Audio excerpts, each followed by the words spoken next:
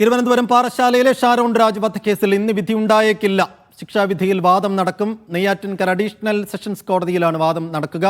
കഴിഞ്ഞ വർഷം ഒക്ടോബറിലാണ് കഷായത്തിൽ കളനാശിനി കലർത്തി നൽകി ഷാരോൺ രാജിനെ സുഹൃത്ത് ഗ്രീഷ്മ കൊലപ്പെടുത്തിയത്.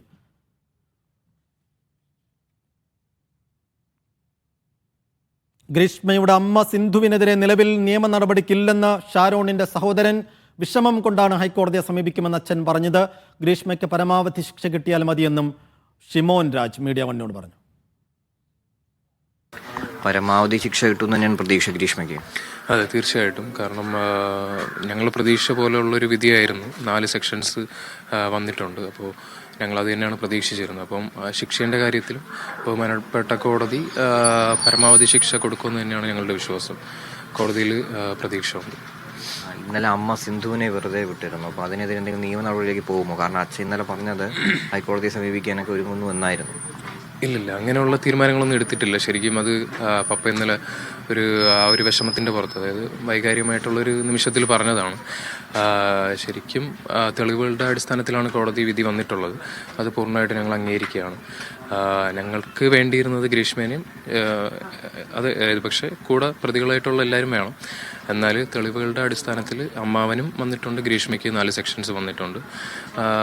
അതിൽ ഞങ്ങൾ തൃപ്തരാണ് ആക്ച്വലി. അപ്പോൾ ഇനി ശിക്ഷ, അതുപോലെ തന്നെ ശിക്ഷയിലെ കാര്യത്തിലും പരമാവധി ശിക്ഷ ലഭിക്കുമെന്ന് തന്നെയാണ് വിശ്വാസം.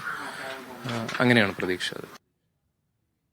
സാജിദ് അജ്മൽ വിശദാംശങ്ങൾ നൽകും തിരുവനന്തപുരത്ത് നിന്ന്. സാജിദ്, ഇതിലിപ്പോൾ 11 മണിക്ക് വിധി പ്രസ്താവം ഉണ്ടാകുമെന്നുള്ള വിവരങ്ങളായിരുന്നു ഇന്നലെ പുറത്തു വന്നത്. പക്ഷേ ഇന്ന് ലഭിക്കുന്ന വിവരങ്ങൾ അനുസരിച്ച് വിധി പ്രസ്താവം ഉണ്ടായേക്കില്ല എന്നാണ്. ശിക്ഷാവിധിയിൽ ഇന്നും വാദം കേൾക്കുന്നുണ്ടെന്ന് മനസ്സിലാക്കുന്നു. ഗ്രീഷ്മയെ കേൾക്കുന്നുണ്ടോ കോടതി? ഇന്ന് ഈ പ്രതിഭാഗ ഗ്രീഷ്മയിൽ നിന്നടക്കം കേൾക്കുന്ന വാദം, അത് ഈ അന്തിമ വിധിയിൽ വിധി പ്രസ്താവത്തിൽ ഏതെങ്കിലും നിലക്ക് സ്വാധീനം ചെലുത്തുന്ന ഒരു ഘട്ടമാണോ ഇനിയിപ്പോൾ നടക്കാനിരിക്കുന്നത്? എന്തുകൊണ്ടാണ് ഇന്ന് വിധി പ്രസ്താവം ഇല്ലാത്തത്?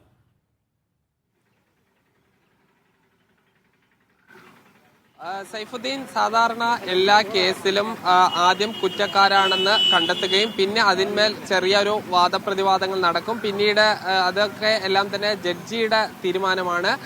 ഒരുപക്ഷെ അന്ന് തന്നെ വിധി പറയാം, ആ തരം കാര്യങ്ങൾ. പക്ഷേ ഇന്ന് വിധി ഉണ്ടാവില്ല എന്നുള്ളതാണ് നമുക്ക് കോടതിയിൽ നിന്ന് ലഭിക്കുന്ന വിവരങ്ങൾ. ഇന്ന് ഇതിന്മേലുള്ള വാദപ്രതിവാദം നടക്കും. അത് പക്ഷേ കുറച്ച് നീണ്ടു പോകാനുള്ള സാധ്യത ഉണ്ട്. കാരണം ഈ പ്രോസിക്യൂഷൻ ഈ പരമാവധി ശിക്ഷ നൽകണമെന്നുള്ള ആവശ്യം ഉന്നയിക്കാനാണ് സാധ്യത. അത് ഈ അപൂർവങ്ങളിൽ അപൂർവമായ കേസ്, അങ്ങനെ അപൂർവങ്ങളിൽ അപൂർവമായ കേസ് എന്ന് പരിഗണിക്കണമെങ്കിൽ അതിൽ കോടതിക്ക് മുൻപിൽ പലതരത്തിലുള്ള മാനദണ്ഡങ്ങൾ ഉണ്ട്. അതോടൊപ്പം തന്നെ പ്രതിഭാഗം പറയുന്നത് എന്തായാലും കുറ്റക്കാരിയാണ് എന്ന് കണ്ടെത്തിയ പശ്ചാത്തലത്തിൽ ശിക്ഷയിൽ പരമാവധി ഇളവ് നൽകണം എന്നുള്ളതാണ് പ്രതിഭാഗം സ്വാഭാവികമായും ആവശ്യപ്പെടാനുള്ള ഒരു സാധ്യത.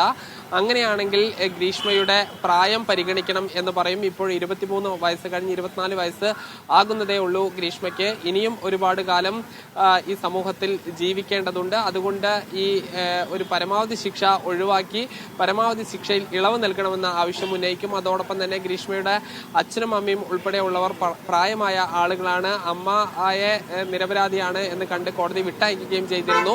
അതുകൊണ്ട് ഈ അച്ഛന്റെയും അമ്മയുടെയും സംരക്ഷണവും ഗ്രീഷ്മയുടെ പ്രായവും, ഗ്രീഷ്മയ്ക്ക് ഉന്നത വിദ്യാഭ്യാസമുള്ള വ്യക്തിയാണ്. അതുകൊണ്ട് ഇനിയും മറ്റ് ഈ ജോലി അടക്കമുള്ള കാര്യങ്ങൾ പരിഗണിച്ചുകൊണ്ട് ഇളവ് നൽകണം എന്നാവശ്യപ്പെടും.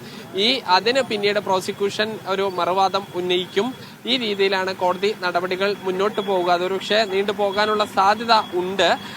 അങ്ങനെയാണെങ്കിൽ ഈ കാര്യങ്ങൾ, അതായത് പ്രതിഭാഗം പറയുന്നതും പ്രോസിക്യൂഷൻ പറയുന്നതും വെച്ച് അതിൽ ജഡ്ജി ഒരു അന്തിമ തീരുമാനത്തിലേക്ക് എത്തും. അതിൽ ഇന്ന് എന്തായിരിക്കും ശിക്ഷാവിധി എന്ന് പറയില്ല, മറിച്ച് തിങ്കളോ ചൊവ്വയോ ആയിട്ടായിരിക്കും ഈ ശിക്ഷാവിധി സംബന്ധിച്ച ഒരു അന്തിമ ഉത്തരവിലേക്ക് പോവുക, അന്തിമ വിധിയിലേക്ക് പോവുക. അല്പസമയത്തിനുള്ളിൽ തന്നെ ഗ്രീഷ്മയെയും അമ്മാവൻ നിർമ്മൽ കുമാറിനെയും കോടതിയിൽ എത്തിക്കും. 11 മണിക്ക് ആദ്യ കേസായി തന്നെ പരിഗണിക്കുകയും കോടതിയിൽ വാദപ്രതിവാദങ്ങൾ തുടങ്ങുകയും ചെയ്യും.